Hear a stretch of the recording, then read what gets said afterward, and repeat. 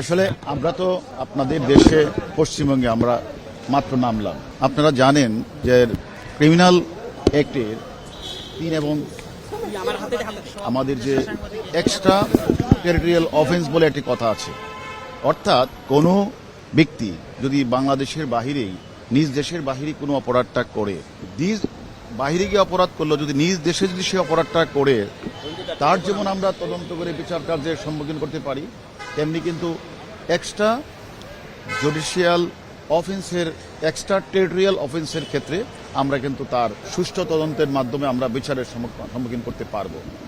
আপনারা জানেন আসলে আমাদের দেশের বাংলাদেশের একজন জনপ্রিয় সাংসদ আনোয়ারুল আজিম আনাস সাহেব নৃশংসভাবে হত্যা করে গুম করার উদ্দেশ্যে পৈশাচিকভাবে তাকে টুকরা টুকরা করে তাকে এই দেশের মাটিতে কোথাও ফেলে দেওয়া হয়েছে। আপনারা জানেন এটার যে মাস্টার মাইন্ড, মদতদাতা এবং এটার যে বেনিফিশিয়ারি এবং এটার যে এক্সিকিউশনের যে টিমের যে প্রধান, তারা সকলেই কিন্তু বাংলাদেশে। যেহেতু ওরা বাংলাদেশে এবং আপনারা জানেন আমরা বাংলাদেশেও একটি মামলা রুজু হয়েছে, 364 দ্বারা একটি মামলা রুজু হয়েছে অপহরণ। এখন এই ক্রাইমটা কিন্তু এক দেশে বাংলাদেশে তার প্ল্যান হয়েছে, প্ল্যান অনুযায়ী সে এখানে এসে পশ্চিমবঙ্গে কলকাতায় এসে সে প্ল্যানটা বাস্তবায়ন করেছে, অর্থাৎ তাকে হত্যা করে লাশ গুম করার জন্য তার অংশবিশেষ বিভিন্ন জায়গায় ফেলে দেওয়া হয়েছে। এখন আমাদের মূল কাজটা হচ্ছে ক্রিমিনাল প্রসিডিউর অনুযায়ী অপরাধের যেখান থেকে শুরু হয় এবং সেখান শেষ হয়, সেই হিসাবে তদন্তকারী দলকে দুটি স্থানেই পরিদর্শন করতে হয়। তার প্রেক্ষিতে আপনারা জানেন যে আমরা আজকে পশ্চিমবঙ্গে এসেছি। আমরা একজন গুরুত্বপূর্ণ আসামি যে এক্সিকিউশনের কাজটি করেছেন পশ্চিমবাংলার কমিউনিস্ট পার্টির নেতা শিমুল বিশ্বাস, সে এখানে আমানুল্লাহ নাম করে এখানে এসেছেন, তার কাছে আমরা অনেক তথ্য পেয়েছি। এমনকি আপনাদের কলকাতা পুলিশ এবং আমাদের বাংলাদেশ পুলিশ, আমরা উভয় পক্ষই কিন্তু আমরা অনেক তথ্য আমরা আদান প্রদান করেছি। আমরা মনে করি এই কলকাতা পুলিশের কাছে আমরা এসেছি, আমরা তাদের কাছে সহযোগিতা চাইব।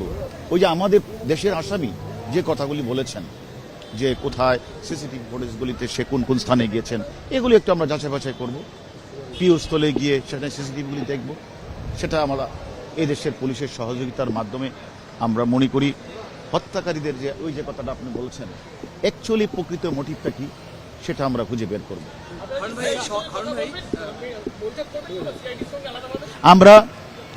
আমরা যথাযথ কর্তৃপক্ষের মাধ্যমে তাদের সাথে আমাদের যোগাযোগ হচ্ছে। আমরা তাদের সাথে, যেহেতু এখানকার পুলিশ আপনারা জানেন 3 দিন যাবৎ বাংলাদেশে আমাদের আসামির সাথে তারা একেবারে সামনাসামনি কথা বলেছে। আমরাও কলকাতা পুলিশ, বিশেষ করে সিআইডির কাছে আমরা অনুমতি চাইব যে আমরাও তার সাথে কথা বললে হয়তোবা ওই আসামি যে তথ্যগুলি আমাদেরকে দিয়েছে সেই তথ্যগুলি যাচাই বাছাই করা এবং হত্যাকাণ্ডে ব্যবহৃত বিভিন্ন স্থানগুলি যে কথা বলেছে সেগুলি আমরা তাদের সহযোগিতায় স্থানগুলি পরিদর্শন করব। এবং আপনারা জানেন তার লাশ এখনো আমার জানা মতে এখনো উদ্ধার হয় নাই।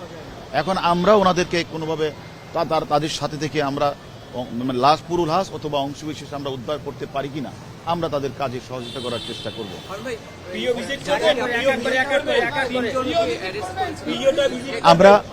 আমরা দেখেন, আমরা যেহেতু এখানে এসেছি, আমরা যথাযথ কর্তৃপক্ষের মাধ্যমে তাদের সাথে আমাদের কথা হচ্ছে।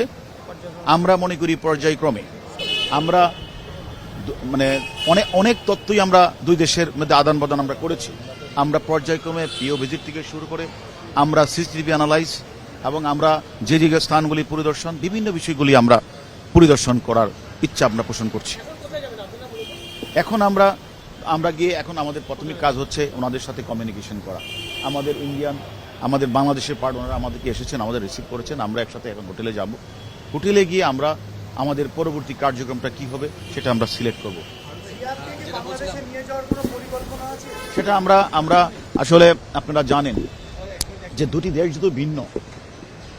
দেশ যদি একই দেশ হতো তাহলে আমরা আমাদের বাংলাদেশের আসামি এবং এখানকার আসামিকে আমরা মুখোমুখি করতে পারতাম। কিন্তু যেহেতু ভিন্ন, আমরা হোয়াটসঅ্যাপের মাধ্যমে, ভিডিও কলের মাধ্যমে আমরা অনেক কথাই বলেছি, অনেক অগ্রগতি আমরা করেছি। আমরা মনে করি আমরা এটা ঊর্ধ্বতন বাংলাদেশ কর্তৃপক্ষ এবং ইন্ডিয়ান কর্তৃপক্ষের সাথে কথা বলে যেটা করা আইনসম্মত সেটাই আমরা করব। না, আপনারা এটা জানেন যে এখানে আখতারুজ্জামান সে তো আসলে এখানে মানে সে তো মাস্টার মাইন্ড, পরিকল্পনাকারী, বেনিফিশিয়ারি, মদতদাতা। এখন সে তো এখানে থেকে 10 তারিখে চলে যায়। সে যে এক্সিকিউশন গ্রুপের নেতা যে শিমুল বিশ্বাস, যেখানে সে আমানুল্লাহ নাম দিয়ে এসেছিল, তার উপরে সমস্ত দায়িত্ব অর্পণ করে সে বাংলাদেশ দিয়ে সে বাংলাদেশ থেকে আবার দিল্লি, দিল্লি থেকে কাঠমান্ডু হয়ে দুবাই হয়ে হয়তো বা উনি ইউএসএ চলে গিয়েছে। আমরা আমাদের বাংলাদেশের ঊর্ধ্বতন কর্তৃপক্ষের সাথে কথা বলেছি, তাকে ইন্টারপোলের মাধ্যমে কিভাবে কাজটি করা যায়, এবং আমরা এই বিষয়টা এদের যেহেতু এখানে হত্যাকাণ্ডটি পশ্চিমবঙ্গের কলকাতায় ঘটেছে, আমরা কলকাতা পুলিশের সাথেও এই বিষয়ে ইন্টারপোলের সহায়তা আমরা একসাথে যদি চাই এটা আরো ভালো হবে। সেই জন্য আমরা কলকাতা পুলিশের সাথে এই বিষয়ে কথা বলবো। দেখেন, যেহেতু মানে তাকে হত্যা করে গুম করার উদ্দেশ্যে পৈশাচিকভাবে কুচি করে লাশটা কোথাও না কোথাও ফেলে দেওয়া হয়েছে, এটা আমরা জানি, আমরা ওইখান থেকে যেটা দেখেছি, তারা তাদের পক্ষে যে আসামি যাকে গ্রেপ্তার করেছে তাকে নিয়ে কলকাতার সিআইডি অনেক কাজ করছেন, অনেক দূরে এগিয়েছেন।